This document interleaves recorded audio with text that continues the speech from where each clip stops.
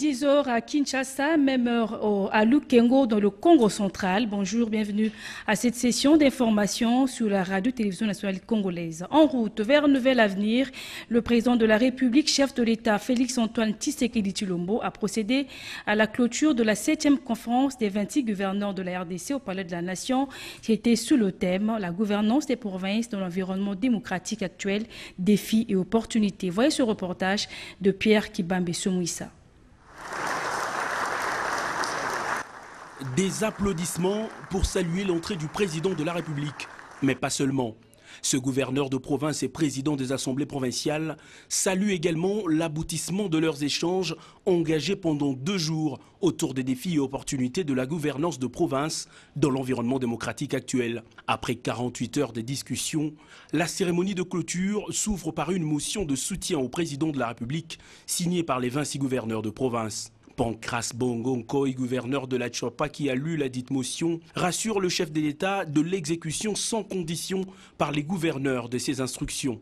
Ils se sont également engagés à travailler en harmonie avec le gouvernement central, suivant la vision du chef de l'État. Adhérant à l'option de l'Union sacrée pour la nation, ce gouverneur propose au chef de l'État une itinérance dans chaque province du pays. Faisant à son tour les comptes rendus des travaux, le vice-premier ministre, ministre de l'Intérieur, Gilbert Kankandé, a renseigné qu'un état de lieu de la situation en province a été fait par les participants en allant de la situation sécuritaire à celle économique. Pour mettre fin aux conflits récurrents entre gouverneurs et députés provinciaux, les participants ont sollicité un moratoire suspendant les motions de défiance contre les gouverneurs pendant une période de 2 ans. Satisfait de l'engagement des gouverneurs à travailler sans relâche pour le bien-être du peuple, le chef de l'État Félix-Antoine Tshisekedi Tshilombo a noté les obstacles au développement de province et promet de mettre du sien pour relancer la machine. Je me réjouis de vous voir souligner à l'unanimité l'importance des efforts que le gouvernement central doit mener en cohésion et en concertation avec les exécutifs provinciaux pour affirmer l'autorité de l'État sur toute l'étendue du territoire national. Afin de répondre aux préoccupations financières des provinces qui impliquent concrètement que le gouvernement central libère mensuellement les rétrocessions pour assurer les dépenses de fonctionnement et d'investissement, je veillerai à l'effectivité de cette rétrocession à travers un rapport du ministre des Finances présenté régulièrement en Conseil des ministres. J'exige des gouverneurs de province de mettre en place ou de rendre effective la chaîne de la dépense provinciale en vue de garantir la transparence dans l'exécution de vos édits budgétaires. Je profite de cette occasion pour rappeler aux gouverneurs ma préoccupation quant à l'endettement qui caractérise certaines provinces, d'autant plus que cette politique d'endettement auprès des banques commerciales se fait en devises étrangères, ce qui fragilise gravement les finances provinciales. Je prends l'engagement de voir les recommandations de cette 7e conférence des gouverneurs de province être implémentées à divers niveaux du pouvoir de l'État. Le développement de la RDC passera sans doute par les provinces. L'heure est donc venue pour s'y pencher résolument. Si la date n'est pas encore connue, une chose est sûre, Mbandaka sera la ville hôte de la prochaine conférence des gouverneurs. Dans l'actualité également, sachez que les 26 gouverneurs des provinces de la RDC ont déclaré leur soutien à la vision du chef de l'État. Ils ont confirmé leur adhésion à l'Union sacrée pour la nation. C'était à l'issue des travaux de la conférence des gouverneurs tenue à Kinshasa. Patrick Michel Moukoui. Déclaration de gouverneurs de province. Nous, caucus de gouverneurs de province ayant adhéré à l'Union sacrée de la nation, initiée par son Excellence Félix-Antoine Tshisekedi Tshilombo, président de la République, chef de l'État et garant de la nation. Venons par la présente confirmer notre adhésion à la vision et lui apportons notre soutien total et indéfectible. Quant à la mise en œuvre de son plan de développement intégral de notre pays, ont signé cette déclaration le gouverneur Moukoumadi du Sankourou, le gouverneur Moussafiri, le gouverneur Senga Valentin, le gouverneur Petit Petit, le gouverneur Théo Nabidje, le gouverneur Crispin Moboudou, le gouverneur Sylvain Lubamba, le gouverneur Batusuela Muyamba, le gouverneur Paul Omputu, le gouverneur Jean-Claude Mambenza, le gouverneur Isato, le gouverneur Jacques Kabyouya, le gouverneur Denis Ngandunkoyi, le gouverneur Piemé, le gouverneur Jean Maweja, le gouverneur Boloko, le gouverneur Ngobila Gentini, le gouverneur Willy, gouverneur Carly Nzanzi, gouverneur Pancras Bongo, le gouverneur Richard Mouyage, le gouverneur Atou Matoubouana, le gouverneur Crispin Basoué, le gouverneur Jean Bamanissa. Je vous remercie. À l'issue de cette conférence des gouverneurs, le vice-premier ministre, ministre de l'Intérieur, chef de la territoriale, a fait la lecture de ses travaux. Suivez. La République qui est réunie au niveau d'abord central avec la présence du président de la République qui a conduit les travaux ici, et tous les gouverneurs en tant que représentants de la haute autorité de la République à travers nos provinces, eh bien, ce sont les dirigeants de la République qui sont là et qui ont échangé autour des problèmes de la gouvernance de notre pays, de l'harmonisation de points de vue, des politiques entre les deux niveaux de pouvoir, le niveau central et le niveau provincial. Il y a la vision du président de la République, impulsée à travers les gouvernements où nous sommes. Et cette politique, c'est celle que ces représentants, à travers nos provinces, exécutent, mettent en application chaque jour. Et l'amélioration de la gouvernance ne peut qu'entraîner la création de richesses, l'amélioration du quotidien de nos compatriotes partout où ils se trouvent. Vous avez entendu parler de frais de fonctionnement, vous avez entendu parler de rétrocession, vous avez entendu parler de fonds d'investissement.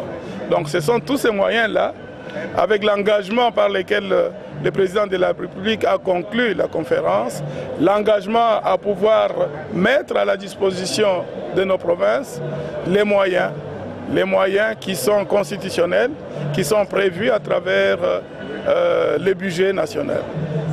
Autre chose à présent, après plusieurs reports de remise et reprise à l'Assemblée nationale, cette cérémonie a enfin eu lieu ce mardi 30 décembre entre le bureau d'âge que dirige le président Mbosoko Dia-Pwanga et le bureau déchu Mabunda, représenté par le deuxième vice-président de cette chambre et tous les autres membres du bureau. C'est dans un climat de sérénité qu'a eu lieu la dite cérémonie, comme en témoigne ce reportage. Le bureau d'âge de l'Assemblée nationale est en pleine possession des affaires à la Chambre basse du Parlement. Ceci est la suite logique de cette brève cérémonie de remise et reprise intervenue entre Christophe Mbosoko Dia-Pwanga et Boniface Balamagenkolo, deuxième vice-président sortant de l'Assemblée nationale.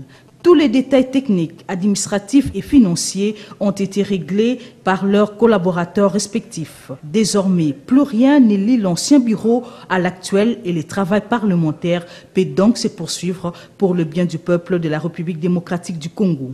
Pour rappel, des pétitions individuelles contre les membres du bureau de l'Assemblée nationale ont été examinées par la plénière souveraine dans le respect du règlement intérieur.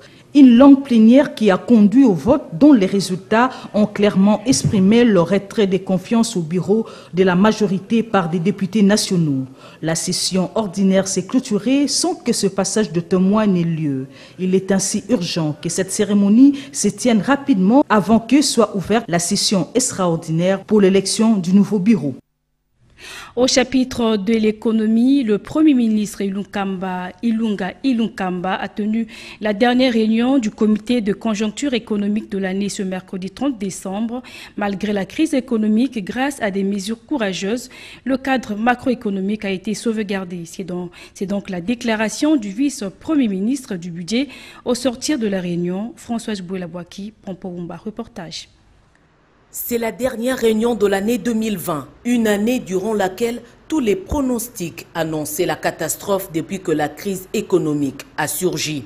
Ce mercredi 30 décembre 2020, la réunion du comité de conjoncture économique sous la direction du Premier ministre Ilunga Ilunkamba a annoncé que l'inflation se situe autour de 15% contre un objectif de 7%. Terminons l'année avec un cadre macroéconomique sauvegardé. Souvenez-vous, vers le mois d'août de cette année, c'était la panique parce qu'il y avait un volet de taux de change sur les marchés. Heureusement, grâce aux efforts du gouvernement, cette situation a été contenue. La crise économique a laissé place à une stratégie qui a payé, indique le vice-premier ministre, ministre du Budget, Jean-Baudouin Mayomambeke. Nous avons réalisé malheureusement un déficit budgétaire annuel autour de 903 milliards de francs congolais. Ceci s'explique aussi par notamment la pandémie à Covid-19, les mesures de taxation et d'allègement qui ont été prises par le gouvernement dès le mois d'avril de cette année, ce qui a impacté négativement sur le niveau des recettes de l'État. Et cela a provoqué un déficit dans la gestion des finances publiques autour de 903 milliards de francs congolais. Déficit totalement financé, totalement résorbé par de moyens qui sont d'abord le financement de la Banque centrale qui s'est arrêté très vite vers le mois de juin et finalement aussi le bon du Trésor et les appuis budgétaires du Fonds monétaire international. La progression spectaculaire des cas Covid, près de 1500 cas sont recensés. Le gouvernement Ilunkamba encourage la population congolaise de toujours respecter les gestes barrières. La fête de Nouvel An s'annonce généreuse pour les orphelins du Konkokolo. Les notables de la Lukunga manifestent leur amour en dons de diverses natures, vivres frais, sacs de riz et bien d'autres. Pierre Mbouissaïdi. Nous savons que la solidarité est gravée dans notre ADN en tant que peuple congolais. Pensons aux plus vulnérables et apportons-leur notre aide, afin que cette année se termine par une note de joie et un sourire. Loin d'être un simple slogan, calqué sur les aspects positifs de la civilisation bantoue, cet appel à la solidarité nationale, dans ses messages de vœux du couple présidentiel, n'a pas laissé indifférent la synergie de la notabilité quinoise venue des 4 districts de la capitale congolaise et regroupés tous au sein de la structure Les Quinois. Ces derniers, s'étant approprié cette volonté du couple présidentiel, l'ont concrètement traduit en acte à travers une série de dons et de cadeaux de fin d'année faits aux orphelins militaires du camp lieutenant-colonel Kokolo, avec qui ils ont partagé à cœur joie un copier repas de cœur. Notre objectif principal est de recréer une convivialité familiale à travers ces festivités que nous pensons ensemble. Ce sont les enfants des hommes en uniforme et les hommes en uniforme représentent beaucoup pour notre pays. C'est pour ça qu'on se dit en signe de solidarité, il fallait quand même qu'on partage avec eux parce qu'ils n'ont pas toujours l'occasion de voir un Père Noël ou d'avoir des gens dans leur camp pour partager un repas de solidarité et d'amour. Rehausser de la présence remarquée des militaires stagiaires venus de la base logistique de Kamina qui ont pris une part active à cette symbolique matinée de solidarité. Une cérémonie qui avait aussi pour objectif de redonner la joie de vivre grâce à une série de jeux et autres activités sportives, parmi lesquelles les tirs à la corde à ces enfants orphelins. Un réel motif de satisfaction pour les responsables de cet orphelinat. Les Quinois. Cette structure philanthropique Les Quinois est venue apporter l'allégresse auprès de ces orphelins en l'air dotant de cette importante quantité de vivres frais et secs. Cette action philanthropique de haute portée sociale va se poursuivre dans les autres camps militaires de la capitale congolaise. Un journal de Mireille Ndeke réalisé par Mami Tabangoulou. Merci de votre attention. Retrouvez à 13h30 Toto Sungu. Au revoir.